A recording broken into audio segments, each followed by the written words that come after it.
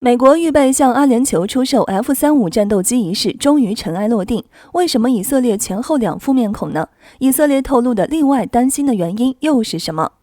前段时间，美国预备向阿联酋出售 F-35战斗机一事可是闹得沸沸扬扬，以色列的强烈反对可还行。之后虽然被美国安抚下来，但是毕竟总是不高兴的。如今可好，这件事终于有结果了，以色列只能面对，却突然披露之后另有原因。据越南媒体12月11日报道称，近日美国参议院开启投票形式决定是否要反对向阿联酋出售 F-35战斗机等一系列价值230亿美元订单一事终于尘埃落定。美国2次开启投票，最终还是同意出售这份订单的人显胜出，分别是46票对50票，47票对49票。2次反对者都没能扳回一城，最终这项提案可以如期被执行。值得一提的是，这件事终于尘埃落定后，阿联酋是松了一口，以色列这边却又另有变故，甚至前后两副面孔，不惜向阿联酋示好。以色列另外担心的是什么原因？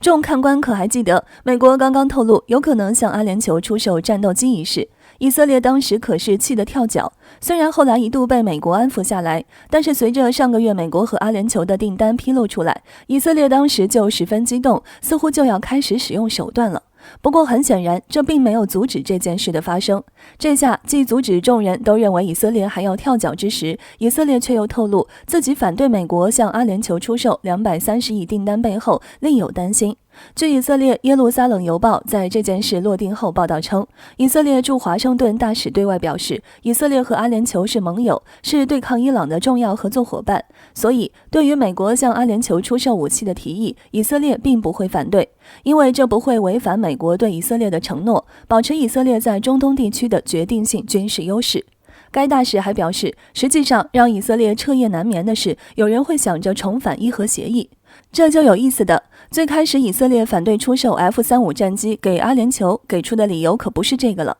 现在这件事尘埃落定后，发现自己无法改变，而且还要维持双方在针对伊朗上的合作，所以只好强颜欢笑，转移话题了。以色列为什么会提出这个话题呢？向阿联酋出售 F-35是美国11月就开始商定的，虽然在11月开始提交后出现了变故，所以以色列原本是有机会制止这个计划的。毕竟美国内部也是在提案并否决的过程中，这中间可操控的余地还是挺大的。不过也正是因为如此，以色列最后略差一筹输了这一局，只能再从其他地方来弥补了，总不能竹篮打水一场空。这个话题一提出，阿联酋自然也会有反应，再加上以色列和一半的美国，这样一来就不会有人在意以色列之前的强烈反对了。毕竟关于伊朗的问题可是大事，不仅如此，还可以拉近几方之间的关系，加强同盟合作，起码要保证不让自己里外不是。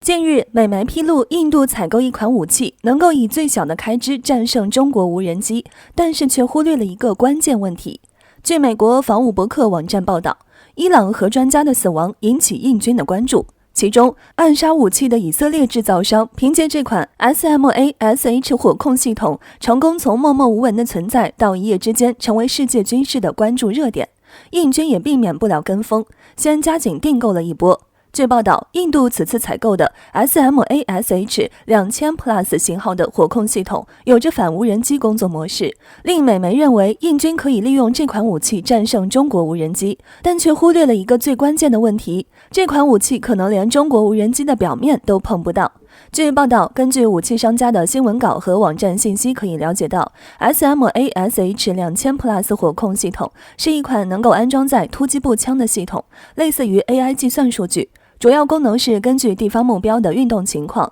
自身枪支的弹道数据，计算出最适合的瞄准点，并将瞄准点投射到步枪光点瞄准具上，然后持枪士兵可以通过这个瞄准点来进行瞄准射击，借此提高命中率。而另一项功能便是能够帮助印度士兵击落飞行的无人机。对此，印度国防新闻网站特地报道了这一反无人机技术，称以色列国防已经使用这项技术好几个月了，特别是在位于加沙边境的无人机威威胁性很高。部分印度网友也自嗨印军将无惧中国无人机。不过在这儿还是要说一句，不是中国泼一盆凉水，实在是据官方公布的数据来看 ，SMA-SH-2000 Plus 型号的火控系统空中目标射程为120米，地面目标则为200米。该系统120米的有效射程，连步枪基本的400米有效射程都不如。想借此达到反军用无人机战印军，认真的有考虑到军用飞行高度吗？另外，以印军的 AK-47、AK-230 突击步枪来看，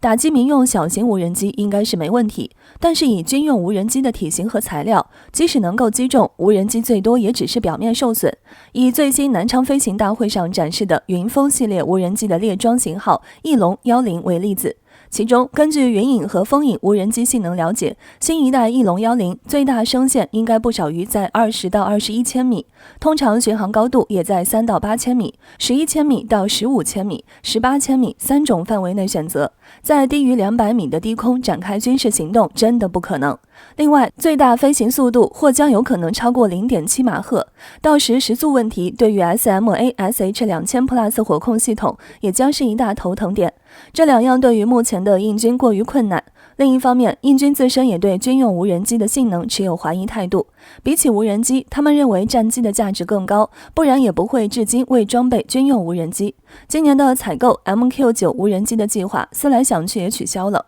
另外，以中国无人机的发展水平，无人机占印度长期内也不用想了。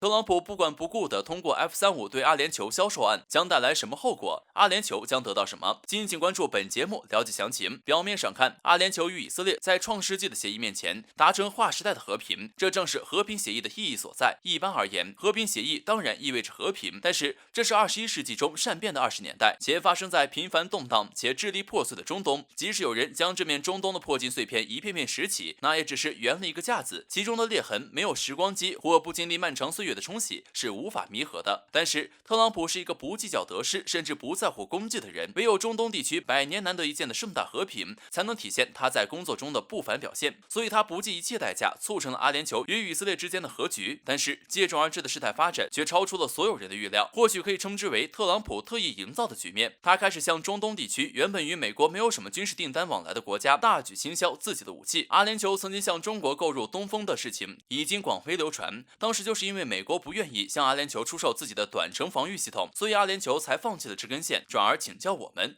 而今，特朗普通过这个和平协议的牵线搭桥，悄悄地将这根线接上了，甚至对阿联酋要求购买 F-35的意见极为看重。要知道，阿联酋对 F-35的执念已经持续了许多年，都未能实现，因为外界对阿联酋对 F-35的需求评估都维持在没有必要的程度，甚至现在一些人权人士和一些美国官员都认为，直接出售 F-35给阿联酋不是什么好主意，这有可能会激化本就火药味满满的中东地区。可以的话，以色列当然第一个反对，但是现在没有这个立场条件了。因为表面上以色列和阿联酋已经握手言和了，再不让队友手握一样的兵器，是不是显得美国有些厚此薄彼呢？而且 F-35的承诺几乎就成了阿联酋答应和平协议的一个潜在因素。要说签订之后五角大楼再说反悔你不配什么的，就可能要炸火药桶了，这将引发一系列军备方面的问题。在中东地区局势紧张的情况下，谁有什么武器就能够说明战局的未来走向。现在特朗普奸计再度得逞，在一片反对声中要将 F-35军售案做实， F-35飞往阿联酋已经是板上钉钉的事情了。那么其他国家看到阿联酋有 F-35，心里会不会有什么别的想法，产生别的需求，进而引发中东地区的军备竞赛，就不是特朗普这个即将归野山林的老人所要考虑的事情了。所以英媒有此一问，